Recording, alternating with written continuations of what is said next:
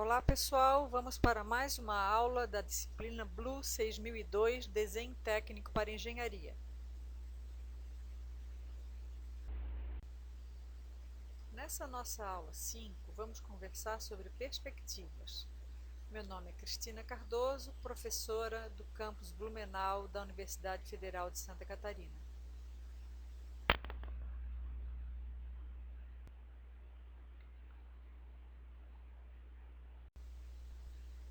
Quando falamos em perspectiva, nós ainda estamos falando sobre um dos tipos de projeção. Desenhar uma perspectiva, representar uma peça em perspectiva, significa que nós vamos utilizar os três eixos dimensionais em um único espaço bidimensional. As representações em perspectiva, elas dão aquela ideia de profundidade do objeto. A perspectiva, como nós vimos anteriormente, é resultado de uma projeção. E o centro de projeção vai ser então o olho do observador. Observem nesse slide a representação do olho do observador e os raios visuais, que são as retas projetantes, e a projeção no plano, então, vai ser a perspectiva do desenho. O desenho da peça, que é mostrado esse cubo, o desenho em perspectiva. As perspectivas podem ser do tipo cilíndrica ou cônica. As perspectivas, elas surgem de projeções, elas ainda são projeções, como nós já falamos, né? Então, nós temos que das projeções cilíndricas derivam projeções oblíquas e ortográficas. Dentro das projeções ortográficas, as múltiplas vistas ortográficas nós já estudamos desde o começo do semestre. Agora a gente vai começar a estudar as projeções cilíndricas axonométricas, que são as perspectivas isométricas, dimétricas ou trimétricas. Por outro lado, nós temos projeções cilíndricas também oblíquas, que são as nossas perspectivas cavaleiras. E as projeções cônicas se dividem entre projeção com um ponto de fuga, 2 pontos de fuga ou 3 pontos de fuga. Nós vamos nos ater mais nesse semestre a estudar, então, as projeções cilíndricas oblíquas e as axonométricas, que são, e principalmente a isométrica, que a gente vai trabalhar mais. A perspectiva cônica é a perspectiva, o modo de representar que mais se assemelha ao processo de percepção de profundidade do olho humano. É a que mais se aproxima da nossa visão. No entanto, ela é um pouco mais complexa para desenhar e ela promove um pouquinho mais de distorção, principalmente nas dimensões dos objetos. Nós temos aqui dois desenhos. O primeiro, ele representa um plano do desenho como se fosse uma vista lateral. Então, a gente tem o ponto de observador, a gente tem a linha de terra, que é essa parte ground plane, a linha do horizonte, bem no nível da visão da pessoa, né? E os raios visuais.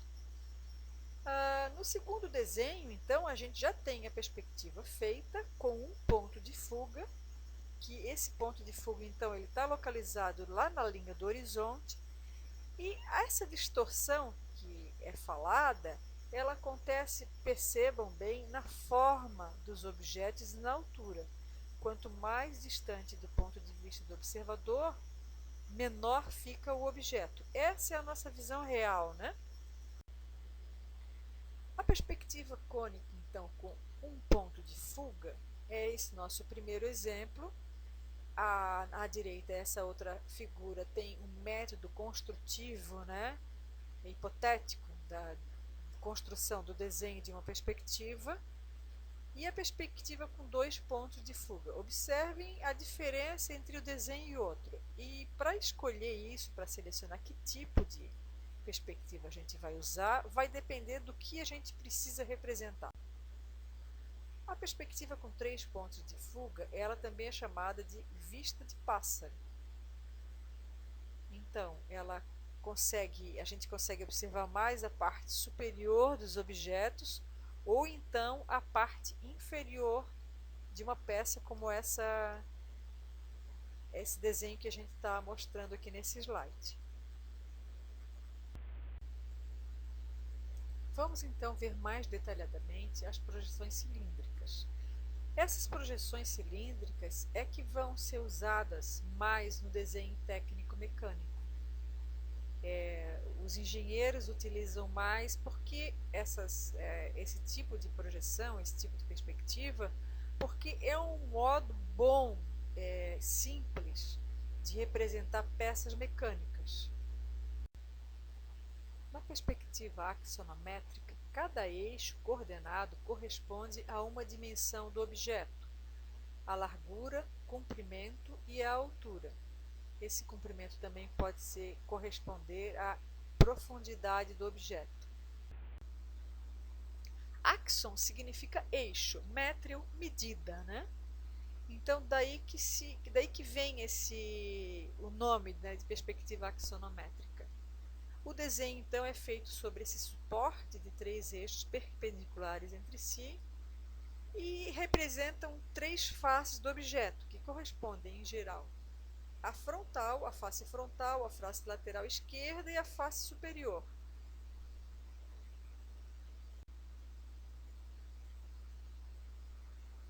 Dentro dos tipos de perspectiva axonométrica, nós vamos ter isométrica, dimétrica e trimétrica.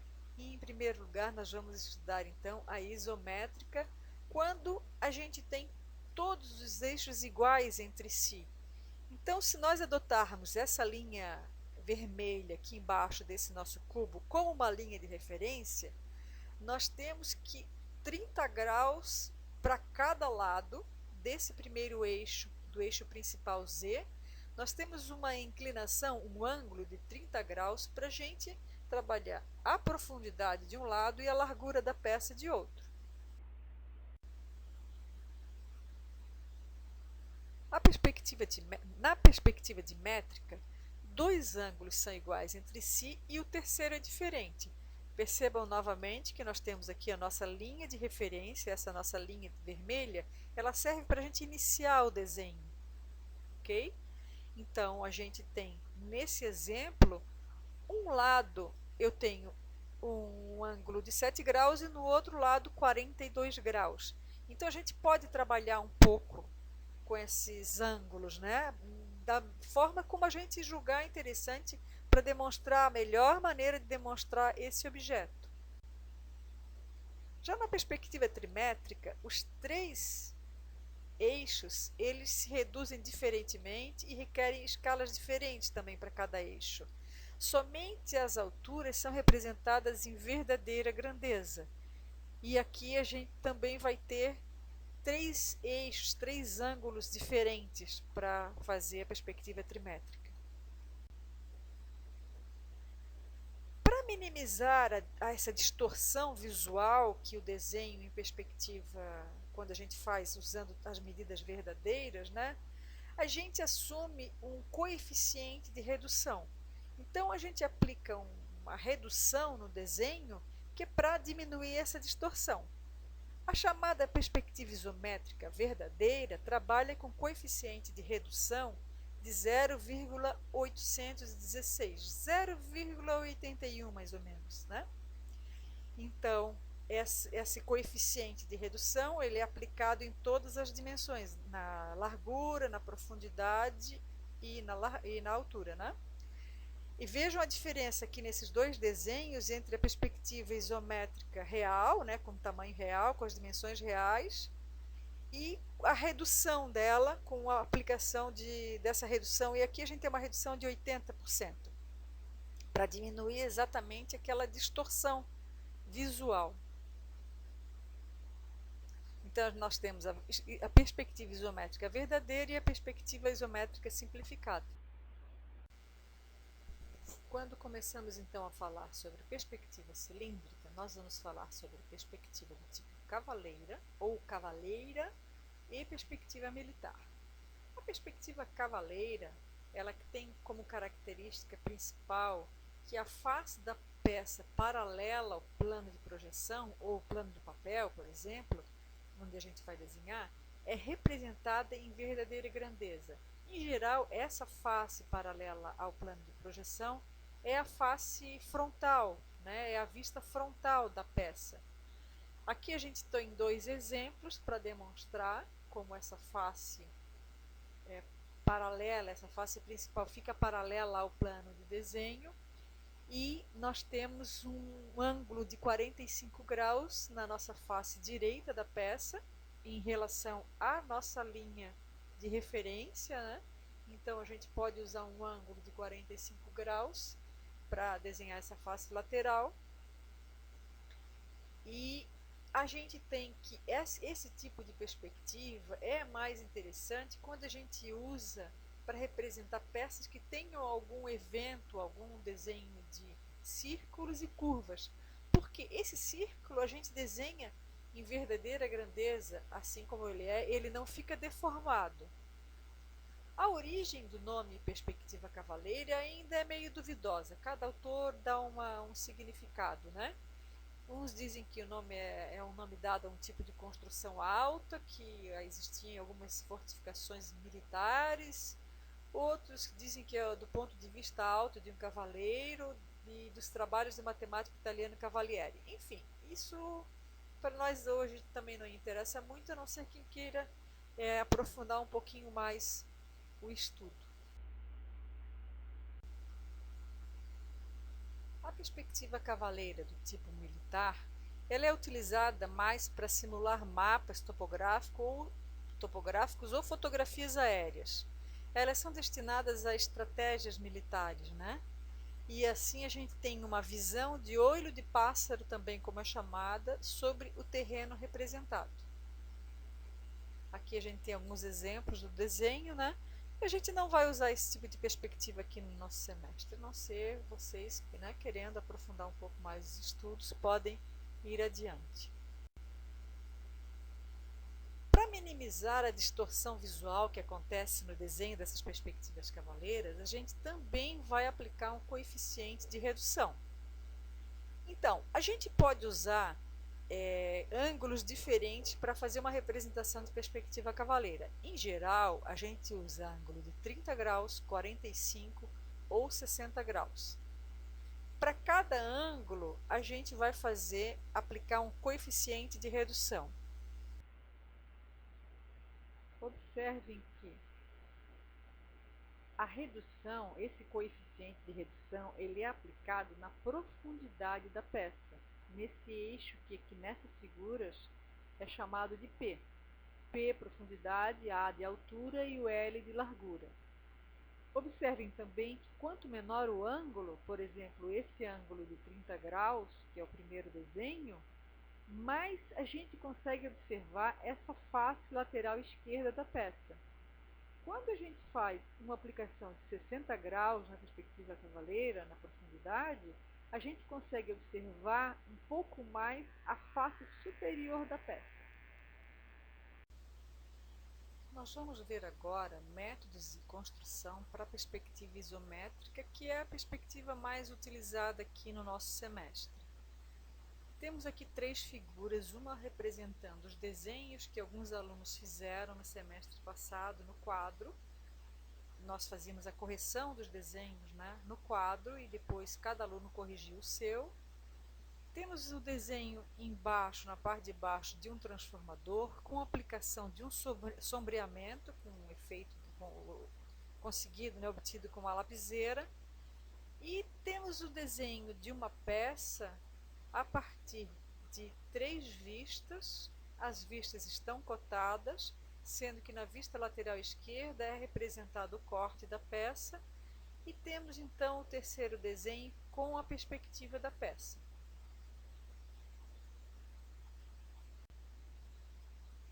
O primeiro método, o método de cortes sucessivos, é como se vocês fossem modelar uma peça por subtração de material.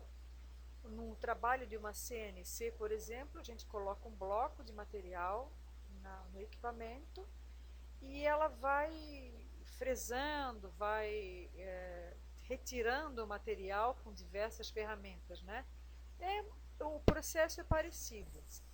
Então, a gente sempre vai começar o desenho, a gente vai sempre começar o desenho da perspectiva usando um paralelepípedo ou um sólido geométrico envolvente, né, da forma mais parecida com a peça. E faz-se então cortes sucessivos até obter no final a figura da peça.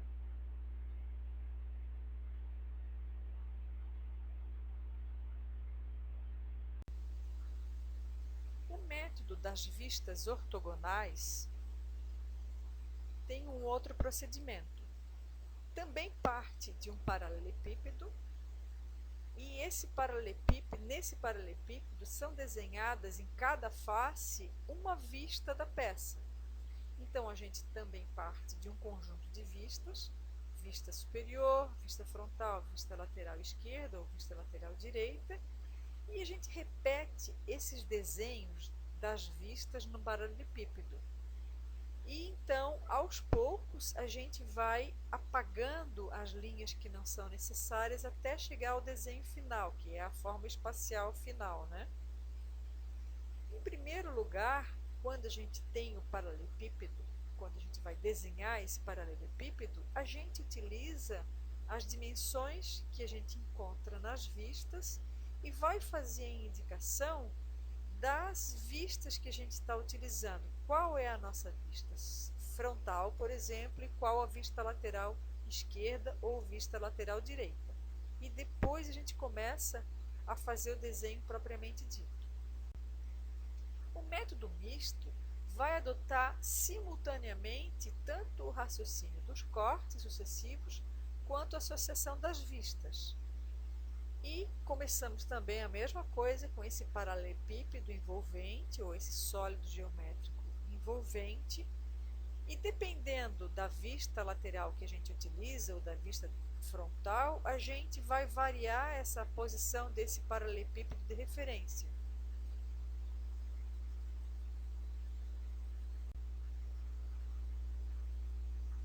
Das perspectivas paralelas, o tipo mais adequado para se esboçar, ou o tipo mais simples talvez, é a perspectiva isométrica. Então, o desenho do paralelepípedo de referência ele começa pelos 3 eixos isométricos, que é esse nosso desenho ali embaixo. A gente desenha uma linha de referência na horizontal, desenha o primeiro eixo na vertical, que seria a primeira altura da peça esboçada, né? A linha para a esquerda e a linha para a direita vai obedecer um ângulo de 30 graus. Esse ângulo de 30 graus é um ângulo bem interessante para a gente usar em perspectiva isométrica.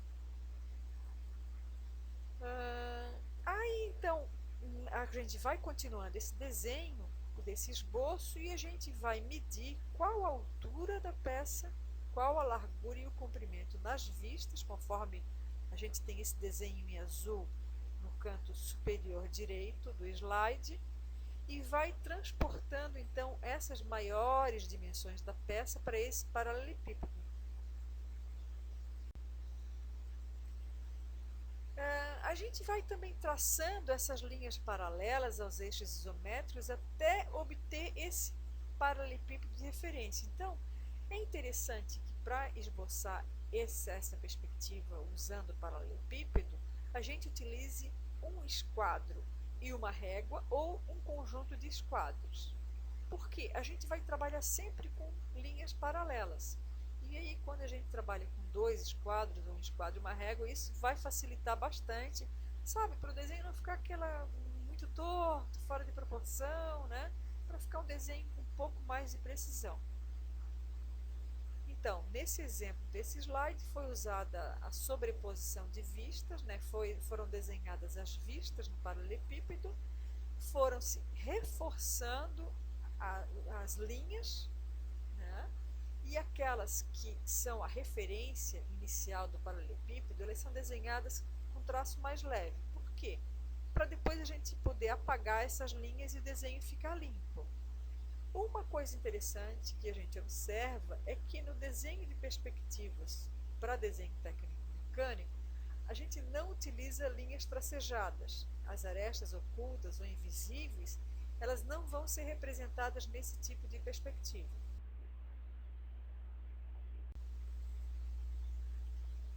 As superfícies inclinadas que são encontradas em algumas peças, quando são desenhadas em perspectiva, elas não acompanham essas direções dos eixos isométricos. Elas não ficam paralelas a estes eixos, né? Então, a gente precisa, nesse paralelepípedo de referência, transportar as medidas, transportar essas arestas até se obter o desenho desses planos inclinados, né, numa peça. O desenho de círculos também é um ponto interessante que precisa ser estudado, que ele vai assumir diferentes desenhos, né, diferentes resultados conforme o ângulo que a gente utiliza para fazer a perspectiva e em qual face do paralelepípedo esse círculo vai ficar, né? Se nós utilizamos uma perspectiva cavaleira, a gente já sabe que se a gente colocar essa face que tem o círculo na face frontal paralela ao plano de desenho, esse círculo vai ficar na sua forma perfeita. Mas quando a gente tem esse cilindro desse exemplo, que está deitado, e a gente vai usar a perspectiva isométrica, esse nosso círculo ele vai acabar resultando numa elipse. E aqui a gente tem um processo de desenho de uma elipse partindo do mesmo raciocínio de quando a gente desenha um círculo inscrito num quadrado. A gente marca os pontos médios do quadrado, né, de cada linha desse quadrado, de cada lado desse quadrado, e ali a gente começa a traçar o nosso círculo. A mesma coisa a gente vai fazer com essa elipse. Então, para a gente praticar um pouco o que a gente aprendeu até agora, a gente vai resolver as folhas de exercícios de perspectivas, que são as nossas EEP 1, 2, 3 e 4, que estão postadas no Moodle. Como solução aqui e exemplo, eu vou passar a peça da folha EEP 01, que é o nosso primeiro exemplo, e ele já vai resolvido. A folha também já está resolvida, né? Então, quais seriam os passos construtivos para fazer esse desenho? Em primeiro lugar, a gente faz um sólido geométrico envolvente, nesse caso ficou mais ou menos um cubo, né? Devido às medidas que a gente encontrou nas vistas superior, lateral esquerda e frontal. A gente define qual a face desse cubo, desse sólido geométrico que vai ser a nossa vista frontal. E aí começa a traçar as linhas. Nesse caso, está sendo usado o método de cortes sucessivos. Quando a gente observa a nossa vista lateral esquerda, fica evidente que a gente vai precisar fazer um corte nesse paralelepípedo, que ali eu não tenho material. Então, eu vou precisar retirar alguma coisa, né? Então, após esse raciocínio de que a gente vai precisar retirar alguma coisa de material nessa vista por conta da vista lateral esquerda, a gente desenha a linha cheia que está indicada na nossa vista frontal. Observem ali nas nossas vistas, que está representado em azul, né, e toda a correspondência em cada vista, que tem essa linha. E aqui a gente tem essa nossa linha, que aparece na nossa vista frontal. E agora a gente vai partir para essa linha inclinada que a gente observa somente na vista superior da peça. Vista frontal e vista lateral esquerda não dão dicas de que ali a gente tem um plano inclinado, né? Mas vamos continuar a solução. Percebam que agora a gente já colocou a linha inclinada. E agora a gente vai fazer uma análise da parte inferior da peça, né? Que aparece na vista frontal e na lateral, e aqui a gente tem esse sublinhado em vermelho.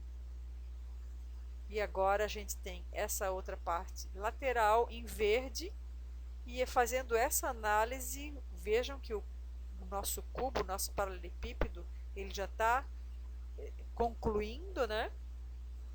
E aí nessa parte final, então, a gente conclui que essa linha cheia que aparece na vista frontal, na verdade, essa parte branca, nessa figura geométrica branca na vista frontal, ela tem essa inclinação. Então vai ter linha aqui que a gente vai precisar apagar, né? Então, apagando e reforçando os traços, a gente tem o desenho final da nossa perspectiva. Então, é um passo a passo que a gente vai estudando e fazendo a correspondência entre as vistas que são dadas e entre o desenho do paralelepípedo. E aqui está a solução da peça EEP01/01. Ela foi desenhada no primeiro diedro e esse é o resultado. Aqui a gente também tem uma outra peça. Eu não sei em qual folha ela está, mas depois a gente vai vendo nas folhas de exercício de perspectiva. E percebam que nesse desenho a gente tem a vista lateral esquerda, vista frontal, vista superior. Ok? E o desenho então começa delineando um paralelepípedo com traço bem fraco. É selecionada qual a face que vai receber a nossa vista frontal e também por métodos de cortes sucessivos, as linhas da peça, das vistas, vão sendo desenhadas, reforçadas, por fim é apagado o desenho.